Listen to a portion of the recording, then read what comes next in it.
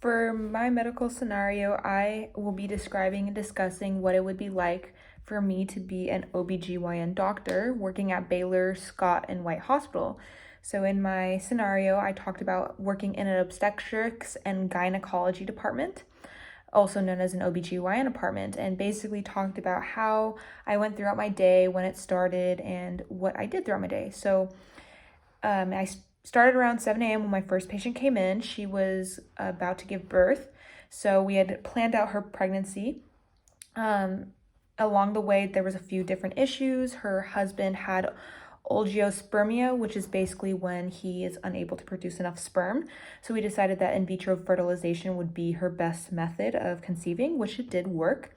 So we also decided that instead of having a natural pregnancy, that we were going to do a cesarean section, also known as a C-section, and that was our safest way to have her deliver the baby. We used an anesthesia on our patient so that we were able to perform the procedure, which made it super pain-free, super harmless.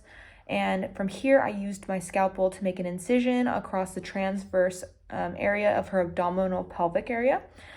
We carefully removed the baby, gave her a head to the mom, closed her up and made some sutures on the incision we made, and we'd also let our patient know that there would be a minor cicatrix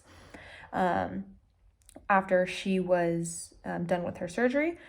So that lasted about 3 to 4 hours long between prep and processing her and the surgery itself, and I decided to eat lunch afterwards. From there, I had my first patient come in for gynecological care. She was doing her annual health screening for breast cancer and endometrial cancer. We noticed while doing a pap smear that her cervix was abnormal and decided to do a biopsy to ensure that she did not have cervical cancer.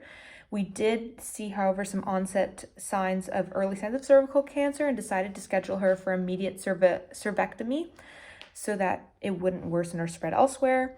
And then our second patient came in for a mammogram. Her family has a history of breast cancer, and we decided that every couple months that she needs to come in just to make sure that all screening goes well.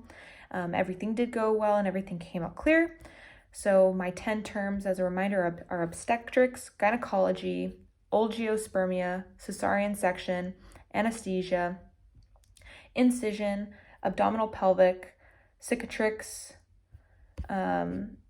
biopsy, cervectomy, mammogram.